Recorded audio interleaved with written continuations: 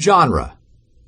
Realistic fiction tells a story about characters and situations that seem real but come from the author's imagination. As you read, notice how the story's events give rise to the ending.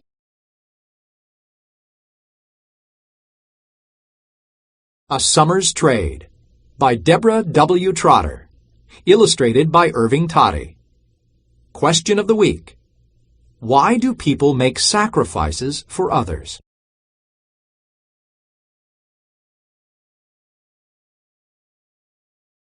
A dusty pickup bounced along the rutted dirt road on the Navajo Indian Reservation outside of Gallup, New Mexico. The early morning sun brought out deep red hues in nearby rocks and yellows and purples on distant mesas. In the passenger seat, Tony barely noticed how the ride jostled him. He had made this long trip to Gallup with his mother many times.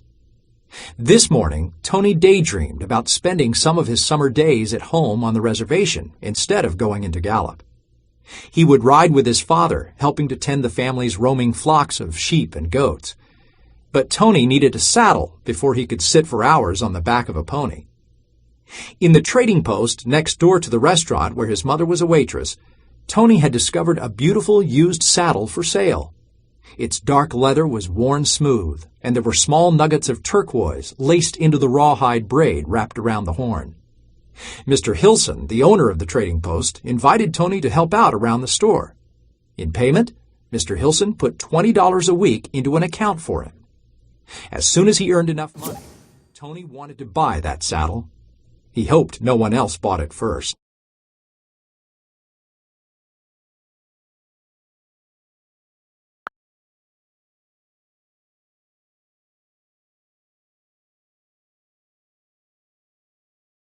"Here we are," said his mother as she parked in front of the trading post. Tony got out and slammed the truck door. The high desert wind fluttered the bandana covering his straight black hair. "Come see me at lunchtime," his mother said. Tony waved as she walked toward the restaurant. The bell on the door jingled as Tony walked into the trading post. "Good morning, Tony," said Mr. Hilson. "Today I need you to unpack some canned goods and stack them carefully on the store shelves. Then you can sweep out the storage area. It's really dusty back there." "Okay, Mr. Hilson." The trading post did a lot of business. Tourists came to buy Indian-made goods such as baskets, pottery, turquoise jewelry, and colorful woven rugs. Regular customers could buy or trade for just about anything they needed. Navajos could trade or pawn their jewelry in exchange for cash. Some did it because they needed money.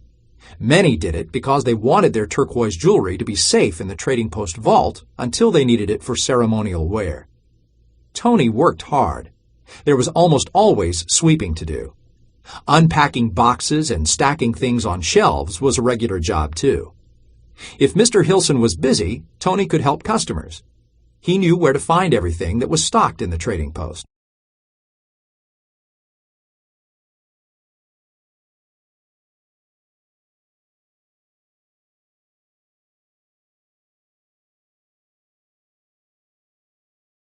At lunchtime, Tony went next door as usual. He sat on a tall stool at the counter. Clattering dishes, chattering voices, and cooking aromas filled the air. Merle's Diner was always busy. As customers ate, Navajo craftsmen took turns coming in from their vendor stands outside to move among the tables, offering their jewelry and art for sale. Sometimes Tony's grandmother did that too. One day a week, she came to Gallup with him and his mother to see his aunt's handcrafted silver necklaces and rings set with turquoise and coral stones. After lunch, Tony returned to the trading post. The first thing he saw was a skinny man in worn denims and a black hat, looking at saddles. The man picked up the saddle Tony wanted. "How much for this, Mr. Hilson?" he called out. "That's $175, Mr. Hilson answered. The man put the saddle down, but kept rubbing its smooth leather. Tony held his breath. Finally, the man moved away.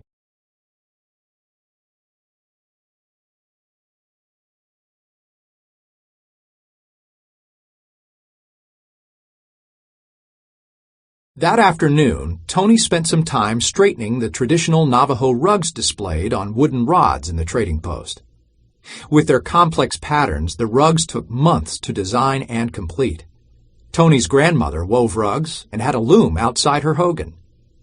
When he was younger, Tony had spent many days at grandmother's side watching her work. While she wove, she told Tony stories about the ancient days of the Navajo people, or Dene. He learned about the sacredness of the turquoise mountain towering in the sky to the east.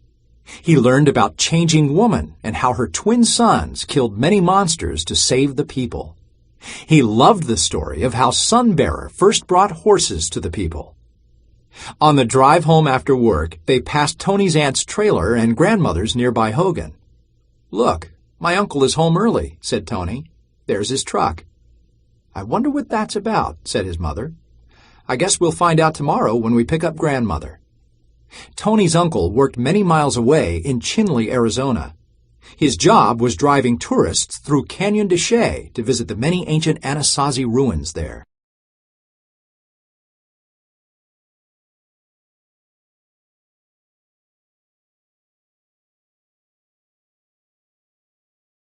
The next day, when grandmother climbed into the truck next to Tony, she explained what had happened. "My daughter's husband broke his foot. He can't be driving tourists for a while. No paychecks for at least a month. He's worrying about his truck payments." When they got out of the truck at Merle's Diner, grandmother followed Tony into the trading post. Her velvet skirt swished as she marched over to the pawn counter and removed her silver and turquoise bracelet, the one she had worn since she was a young woman. Tony stared as she gave it to Mr. Hilson and received some cash in return. Grandmother didn't say a word as she walked past Tony and out the door toward Merle's. On the drive home that day, grandmother was quiet. One hand covered her wrist where she had always worn her bracelet. They dropped her off at her hogan. As his mother backed the truck away, Tony blurted, "My grandmother pawned her bracelet." His mother turned to look at him. "That's her business," she said sternly. Tony was worried. He knew how much that bracelet meant to grandmother. She almost never took it off.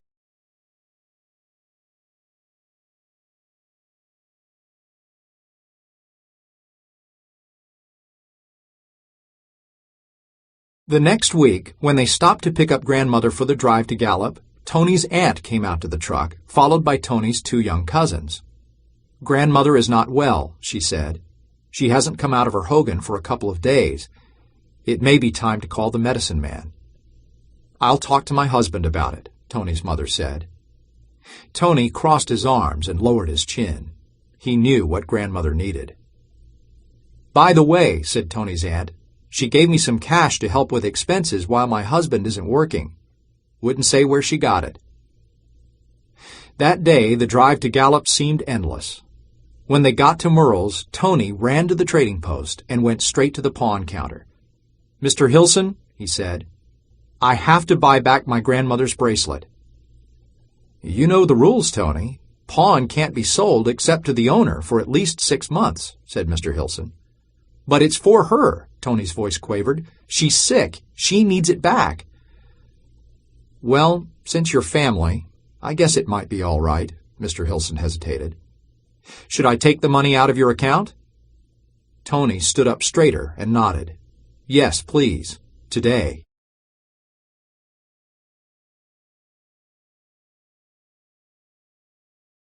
On the drive home, Tony said, "We need to stop at grandmother's. I have something for her." His mother said nothing, but she turned off the main road and stopped in front of grandmother's hogan. Tony got out and quietly entered. Grandmother was lying down, her eyes closed. "My grandmother," Tony whispered. He held out her turquoise bracelet. She opened her eyes and nodded slightly. Tony approached and carefully lifted her wrist. Then he slipped the bracelet back on where it belonged. Grandmother closed her eyes again, and Tony left the hogan. That night, Tony's father drove over to see grandmother and talk with his sister about arranging for a healing ceremony. He returned in a happy mood. "Grandmother is better," he reported. Tony closed his eyes and smiled. The following week, Grandmother went with Tony and his mother to Gallup. When they arrived at Merle's, Tony dragged his feet toward the trading post.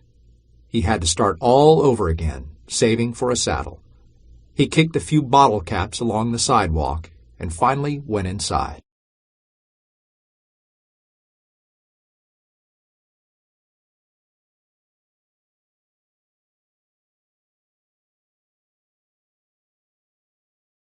Grandmother was talking with Mr. Hilson. Tony went to look at the saddle. There was an empty space on the sawhorse where it used to sit. Someone had bought it. Tony hid from Grandmother as she left the store so she wouldn't see his sad face. Somehow, he made it through the day without anyone asking him what was wrong. When it was time to go home, he went out to the truck. His mother said, "You got your saddle, my son." He looked at her in confusion and shook his head. He didn't know what to say. She pointed to the back of the truck. Tony hopped up and leaned on his forearms, feet dangling, to see into the truck bed. He couldn't believe it. There it was, his beautiful saddle. His mother smiled and climbed into the truck. Tony felt Grandmother touch his shoulder. He turned, and she nodded slowly, her wrinkled brown face not quite hiding a smile. "Mr. Hilson traded your saddle against my next rug," she said. "Now let's go home."